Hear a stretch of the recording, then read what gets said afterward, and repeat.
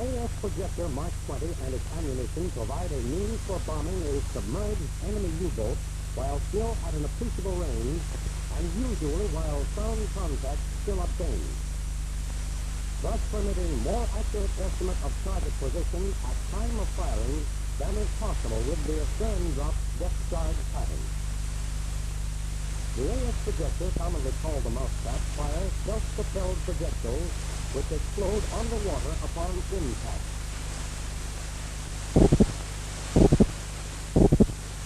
To the simplicity itself, as you see, it consists of a set of metal guides or rails welded or bolted together to make a rigid unit which is hinged to a base frame bolted to the deck. The rails are set at an angle of 48 degrees to the horizontal. When erected, the guide unit is supported by a gate which hinges from the base frame and locks in place with two stand levers. The guides are really troughs in which the projectiles ride. Notice that the troughs spread out, slightly fan-wise. This is to spread the projectiles as they are fired so that they will strike the water in an effective pattern. A set of retractable holding arms keeps the projectiles from being washed out of place in a heavy sea. These arms are manually raised and trimmed in place after the rails are loaded. They do not interfere with firing. In firing, a considerable blast of flame is ejected from the nozzle for several feet. The deck would be badly scorched unless it were protected. To place the plate, divert the direct blast onto a steel plate which is laid on the deck or, in some models, welded to the base frame. Light sheet steel facing should be placed on any ship structure which might be damaged by the blast. Projectors are usually mounted in pairs, as you see here, firing 8 projectiles. Some later installations are double-decked, firing 16 projectiles.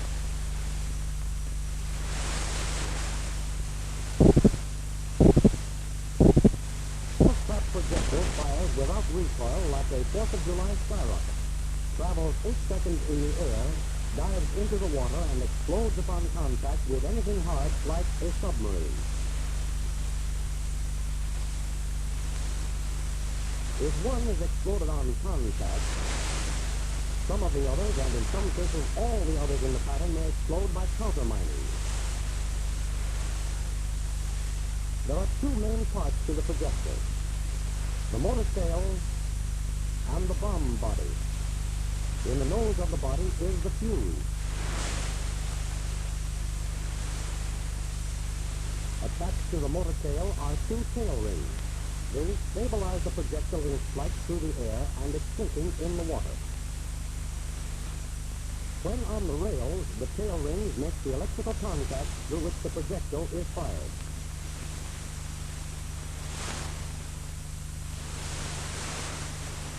The inside of the bomb body and the motor tail are seen here in this sectional model. Here are the split rings or shrouds and the angled fins. This is the safety short-circuiting wire. Connected respectively to the split rings are these wires which lead up to the hollow center of the strip of ballastite, to the strip igniter. The gases from the burning ballastite propel the projectile. The explosive fills this space in the bomb body. This is the booster and this the fuse.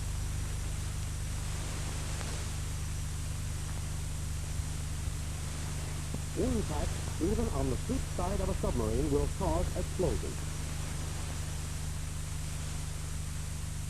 The fuse mechanism will not function above water even upon impact, and it will not function under any circumstances until the safety wire has been withdrawn. As an important safety precaution, the safety wire should be withdrawn only when the projectiles are loaded on the rails ready for firing. Your only real danger in connection with the handling of the projectile is the flame blast from the tail nozzle when the projectile is fired. Don't stand near it.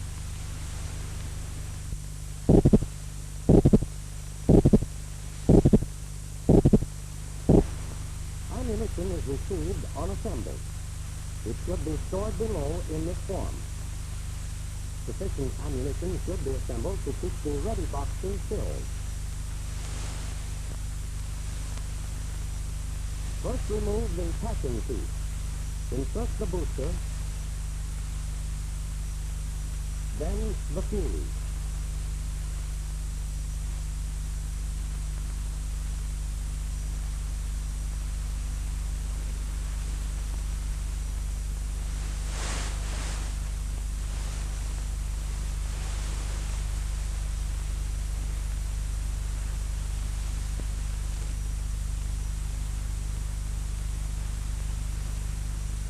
Now you screw the tail into the body. If it is not screwed in tight, the projectile will wobble in flight. Experience has shown that hand tightening is not sufficient. Always use strap wrenches on the final turn. The projectile will not fire if you leave these wires on. The last thing to do is cut the wires off and throw them overboard.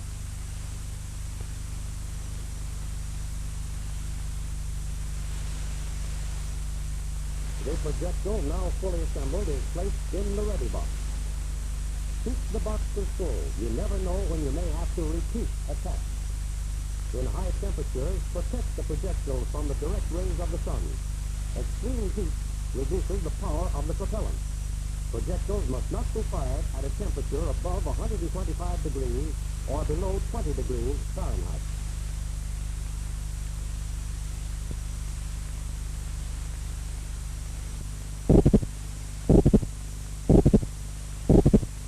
The electrical circuit of the Mousetrap has its own battery and is entirely independent of the ship's power supply. The Mousetrap wiring is substantially like this. These wires run to the knife edges that contact the tail ring. Firing is done from the control box in the pilot house. Within the control box is the 45-volt battery that furnishes the firing current. The projectiles are fired in two groups. First, the odd-numbered ones. That is 1, 3, 5, and 7. Then, 1/8 of a second later, the even-numbered shots are fired. The firing interval is controlled by the delay relay in the control box. A low-voltage battery lights the red and green pilot lights.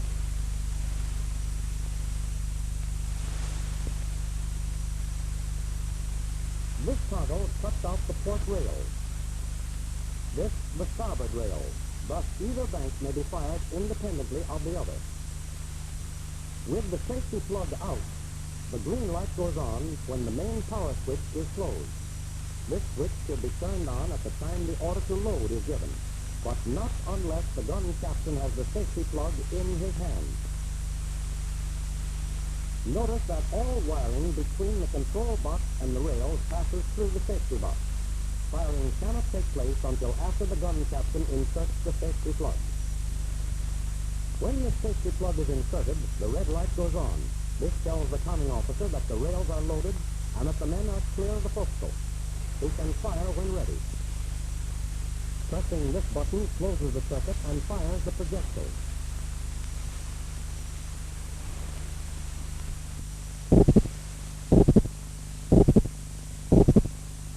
Purposes of drill, we shall run through the process of loading and firing. Notice the first move of the gun captain is to get the safety plug.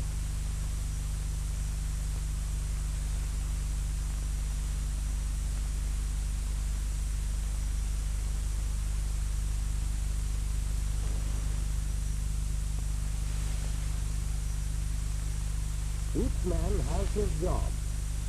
One takes a projectile from the ready box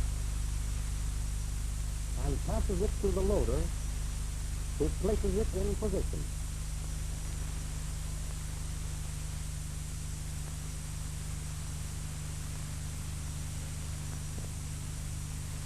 A well-trained crew works without lost motion.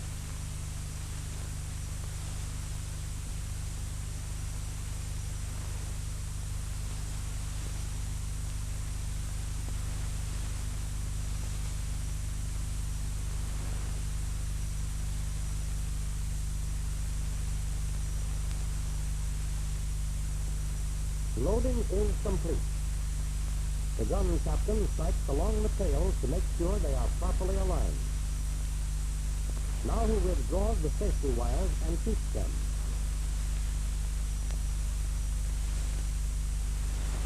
After seeing that his men are clear of the focal, the gun captain inserts the safety plug and himself seeks safety. The mousetrap is now ready for firing. These operations should be completed in a little over 1 minute. The conning officer sees the red light and knows now that the gun crew is clear and he can safely fire at will. Constant practice will enable the crew to be ready for firing within a minimum time. However, let it never be said of your crew, the more haste, the less speed. There is a right way for every move.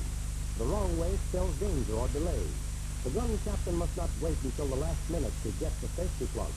He should get it in his hand the first thing.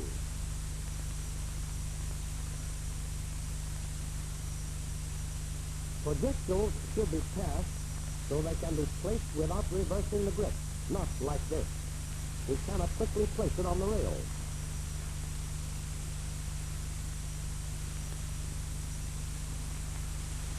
Here's the right way.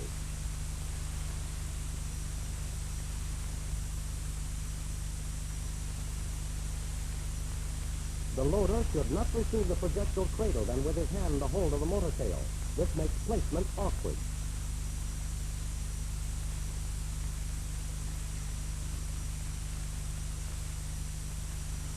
He should receive with one hand on the tail ring and the other on the fuse end like this.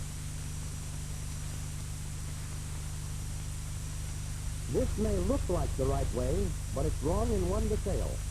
With a thing between the fingers, the placement will cause a short circuit.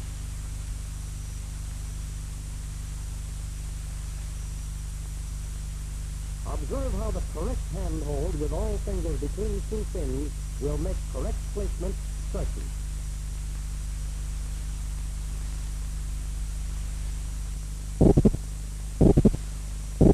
Projectiles fail to fire. First, when directed by the conning officer, the gun captain should pull the safety plug. Then he should examine the loading to see if the tail rings are making proper contact on the knife edges. If it's definitely the fault of loading, then the projectile may be fired in the next round. If it is not the fault of loading, the projectile should be dropped overboard. First, however, the safety wire must be reinserted.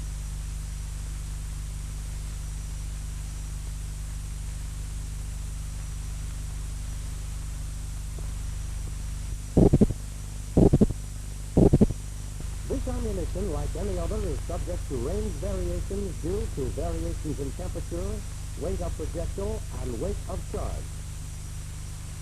This range table gives you the variations. In the examples to follow, we shall assume that the weight of projectile is 60 to 65 pounds.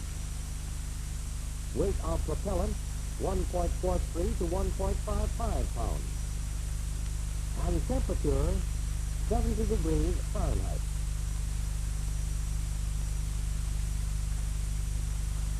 The land range we shall use is therefore 293 yards.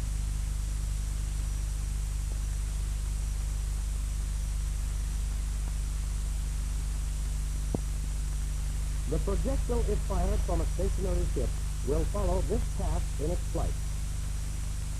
This is called the land range and is 293 yards, measured on a line level with the gun deck, assuming that the angle of the rails is 48 degrees to the horizontal. In this illustration, 15 yards must be added for deck level correction, plus forward underwater travel correction, making a total of 308 yards at 100 feet depth. From here, the projectile sinks almost vertically. The time of flight in the air is 8 seconds. Sinking time to 100 feet depth is 4.5 seconds. Thus, the time of flight plus the time of sinking is 12.5 seconds to 100 feet depth. 15 seconds to 150 feet, 17 and a half seconds to 200 feet, 22 seconds to 300 feet.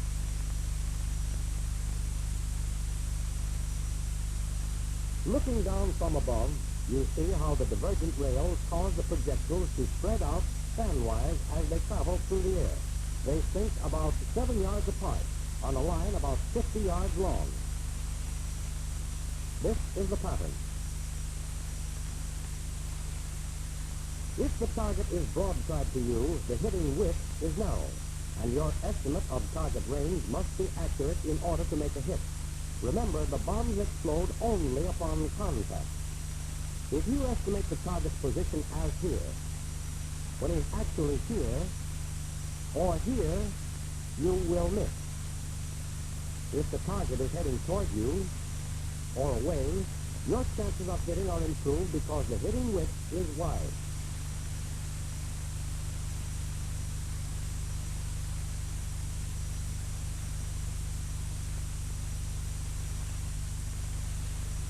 At an angle, the target presents less hitting width than if it were heading directly toward you or away. But this hitting width is still more than if the target were broadside.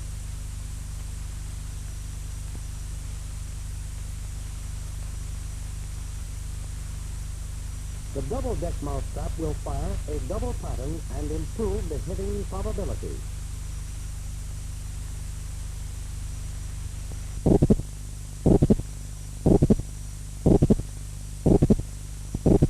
At which to fire a mousetrap projectile, several factors must be considered. First, the total range. That is, the distance from your sound projectile to the limit of the projectile's horizontal travel, plus the increased range due to your own ship speed.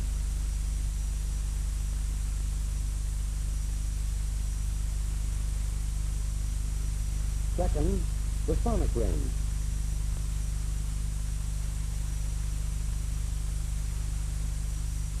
Third, target movement from the time the mousetrap is fired until the bombs reach target depth. We shall consider these factors in the order mentioned. First, total range.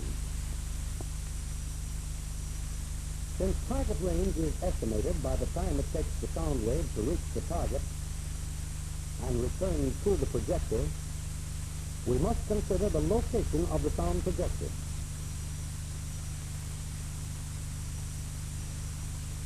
For instance, here the sound projector is 10 yards abaft the mousetrap. This must be added to the range of the projectile. The total is called the base range. Remember, this diagram shows the range of the projectile if fired from a stationary ship. In any attack, your ship will be moving and will impart its velocity to the projectile and increase the range. If your ship is making 10 knots, this increase will be 45 yards. Adding this in gives a total range of 363 yards. Thus, total range is land range plus the forward movement of the projectile underwater, plus the distance from the sound projector to the rails, plus the increased range due to ship speed. If you are going in at 10 knots and the target is here, stationary and dead ahead, your bombs will hit if fired at this range. But if the target is here, the sound operator will read the range not to the center of the target at 363 yards range, but to about here at 358 to 360 yards range. In fact, this is the range at which you should fire. This brings us to the consideration of sonic range in relation to total range. Obviously, if you fire on a sonic range of 363 yards, your target will be here. and the bombs may fall short. Deduct 3 to 5 yards from the total. Thus, in this case, you should fire when your stopwatch or the sound operator tells you the range is 360 yards. This deduction of 3 to 5 yards applies where the target is a beam, at an angle, or heading toward you. In the latter case, it might first appear that half the length of the submarine should be deducted to get the correct sonic range for firing. Actually, however, the echo from a submarine heading toward you does not come solely from the prow. It comes from along the side here as well, and the sonic range may be assumed as about here. Therefore, a deduction of about 5 yards from the total range will give you the correct sonic range for firing. On the other hand, if the submarine is heading away, the echo will come from the wake and stern. You must deduct an additional 45 yards when attacking from the stern. Remember, always allow for the difference between total range and sonic range, taking into account the heading of the target. Up to now, our calculations have been based upon the assumption that the target is stationary. As the target will usually be moving, we must allow for the distance it will travel during the projectile flight and sinking. Here is a target at 100 feet depth. It is heading toward you at a speed you have estimated to be 5 knots. At 5 knots, it will move 2.8 yards per second, or 35 yards in the 12½ seconds of projectile travel. You want the submarine here when your bombs reach this depth. Therefore, you add this 35 yards and get 395 yards as the range to fire.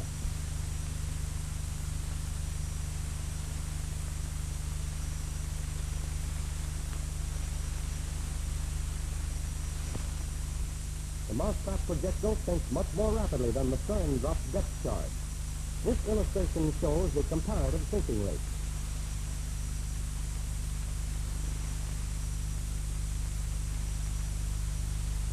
This fast sinking of the Mousetrap projectile compensates to some extent for the uncertainty of target depth. Thus, regardless of target depth, your barrage may be effective.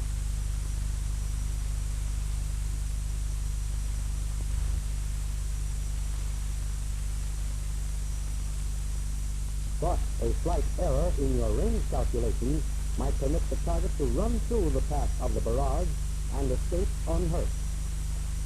Or the bombs might straddle the narrow prow or stern.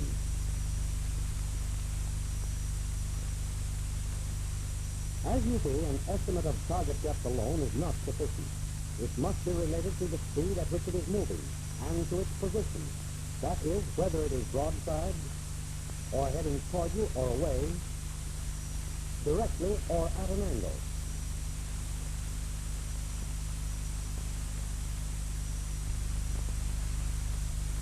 To sum up, in determining range to fire, first get the total range by adding the base range to the increase imparted by your own ship speed. Second, deduct the difference between the total range and sonic range, taking into account the heading of the target. Third, allow for the distance the target will move from the time the projectiles are fired until they reach target depth.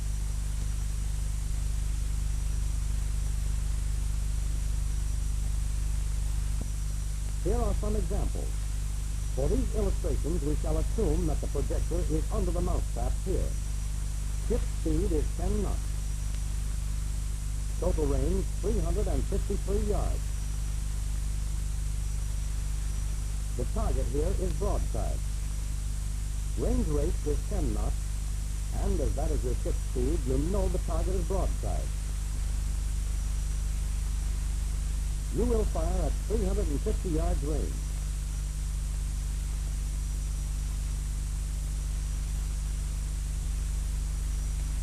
If the target were headed in the opposite direction, the range would, of course, be the same. This target is heading toward you at an angle. Range rate is 13. Therefore, since your ship is making 10 knots, you know the target is moving toward you at 3 knots, regardless of his actual speed. You estimate his depth at 150 feet. Projectile travel will require 15 seconds, during which time, at 3 knots, the target will advance 25 yards. Thus, you should fire when the target reaches here. That is, when the range has closed to 375 yards.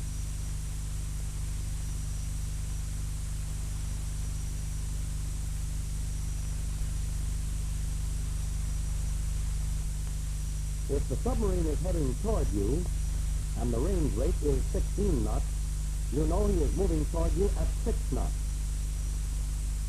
Assuming 150 feet depth, in 15 seconds the target will move toward you 50 yards. You will fire when he is here.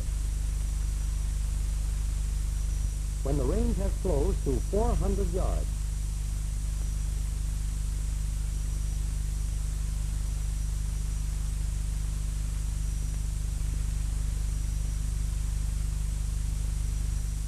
In this stern case, the range rate being 4, the target speed is 6 knots. At 150 feet depth, he will move 50 yards in the 15 seconds of projectile travel. If you fire on this range, the target will be here when your bombs reach his depth. Remember, in the stern case, you must deduct an additional 45 yards in order to hit your target in a vital spot. In this case, you fire at 255 yards.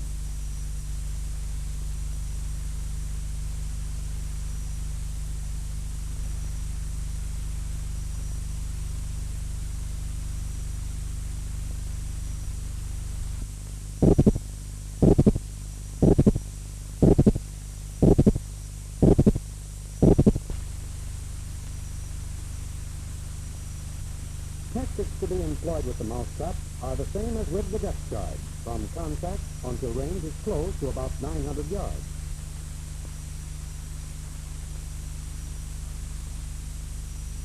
From here in, the tactics differ. First, reduce speed to 10 knots and hold that speed constant.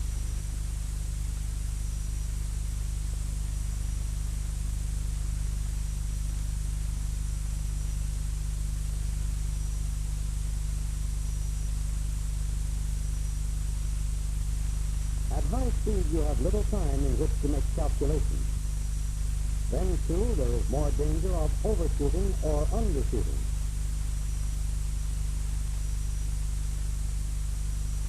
Moreover, by standardizing on 10 knots, your correction for ship speed will always be the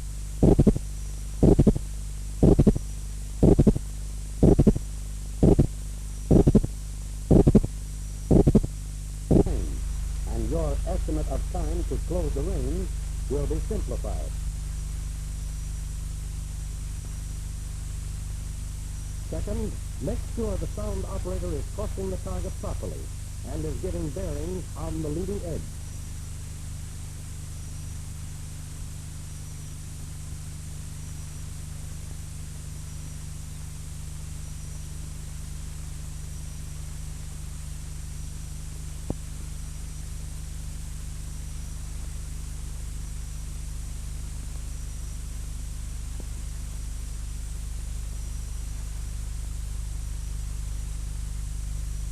If you take an attack course, as you would for the depth charge, you will miss. Hold your course on the leading edge. This is the correct course when using the Mousetrap.